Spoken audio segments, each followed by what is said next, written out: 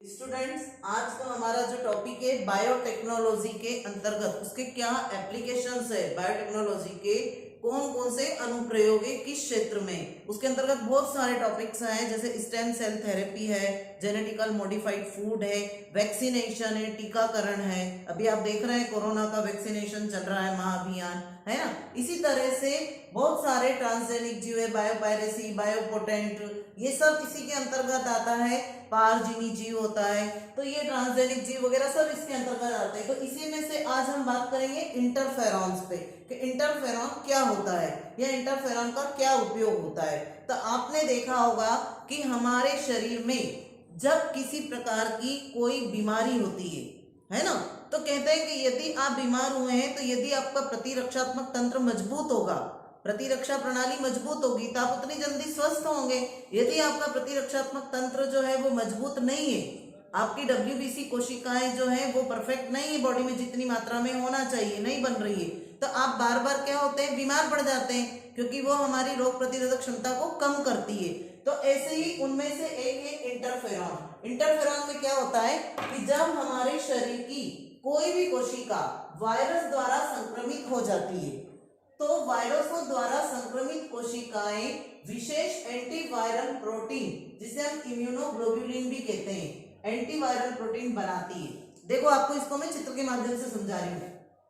यहाँ पर देखिए आप, एक कोशिका है जो कि वायरस के द्वारा संक्रमित हो गई।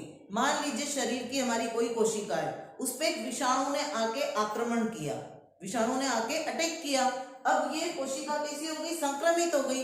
तो जैसे ये संक्रमित होती है, तो जैसे ये संक्रमित होगी कि इसके द्वारा, इस कोशिका के द्वारा, संक्रमित कोशिका के द्वारा एक इंटरफेरॉन, इंटरफेरॉन मतलब विषाणु रोधी प्रोटीन, मतलब इस वायरस का, इस विषाणु का जो इसको अटैक कर रहा है, इसका विरोध करने के लिए इस कोशिका के द्वारा एक प्रोटीन स्त्रावित किया जाएगा।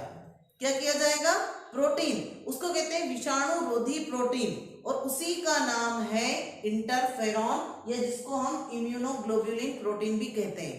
इम्यूनोग्लोबुलिन एंटीवायरल प्रोटीन मतलब जो कोशिका संक्रमित होती है वो खुद ही क्या करती है, अपने द्वारा, खुद के द्वारा एक इंटरफेरॉन का स्त्राव करती है।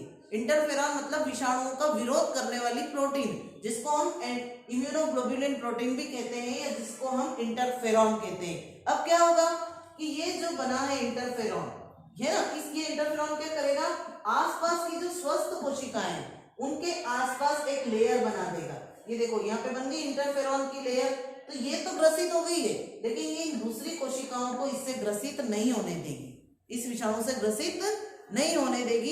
इसलिए ये इंटरफेरॉन इसके आसपास क्या करता है, एक लेयर बना देता है।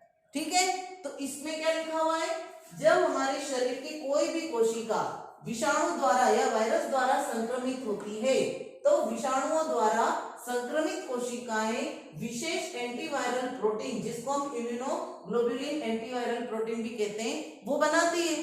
ठीक है ना। अब देखिए अब क्या होता है, जैसे सामान्य रूप से आपने सुना होगा कि जब सर्दी जुकाम होता है तो कुछ लोग जो होते हैं, घर के बड़े बुजुर्ग होते हैं, वो कहते हैं कोई दवाई लेने की जरूरत नहीं, 3 दिन में अपने आप ठीक हो जाएगा।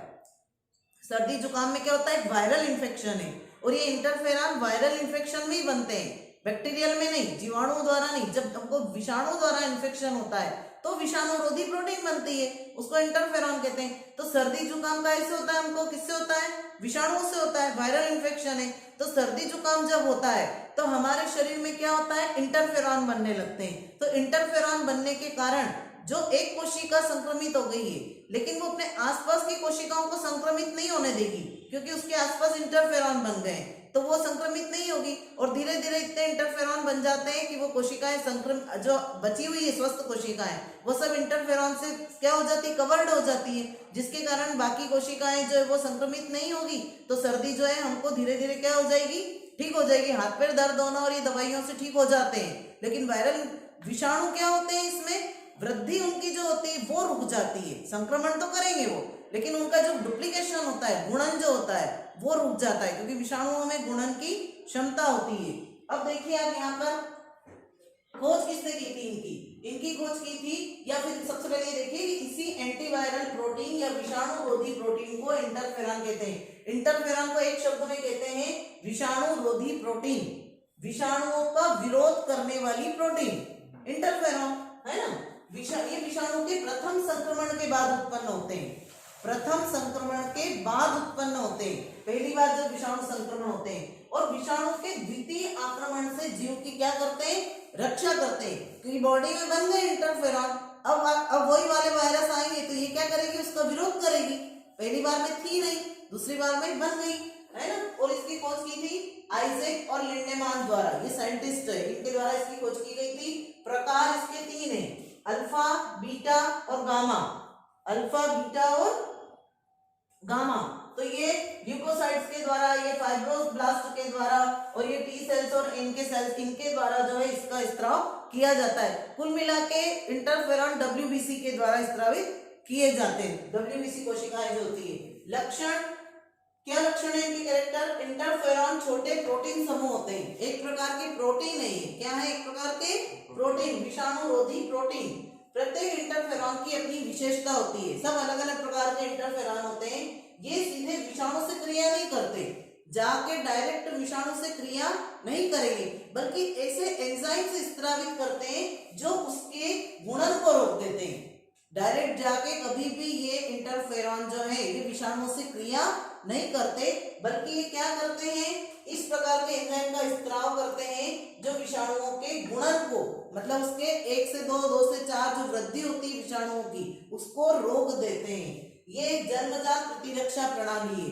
जन्मजात मतलब एक तो हम वैक्सीनेशन के द्वारा ग्रहण करते हैं, जैसे कोरोना का टीका लग रहा है अभी आपको, है ना, तो वो क्या हो रहा है, वो जन्मजात नहीं है, वो जन्मजात नहीं है। आपने पढ़ा है ना सहज प्रतिरक्षा प्रणाली और उपार्जित प्रतिरक्षा प्रणाली, तो एक तो जन्मजात होती है और एक हम क्या करते हैं, उपार्जित करते हैं। तो जो हम कोरोना का वैक्सीनेशन लगवा रहे हैं, हमारा जो टीकाकरण होता है, वैक्सीनेशन होता है, वो जन्मजात नहीं होती है, लेकिन ये वाली जो प्रतिरक्षा प्रणाली है ये हमारे शरीर में जन्मजात ही होती है। छोटे बच्चों को भी सर्दी जुकाम हो जाता है तो अपने आप ही उनका विरोध करने के लिए उनमें एंटीवायरल प्रोटीन बन जाती है, जिसको हम कहते हैं इंटरफेरॉन। क्या कहेंगे, इंटरफेरॉन। तो इंटरफेरॉन एक प्रकार की क्या होती है, विषाणु रोधी प्रोटीन, जिसको इम्यूनोग्लोबुलिन एंटीवायरल प्रोटीन के नाम से भी जाना जाता है। ओके।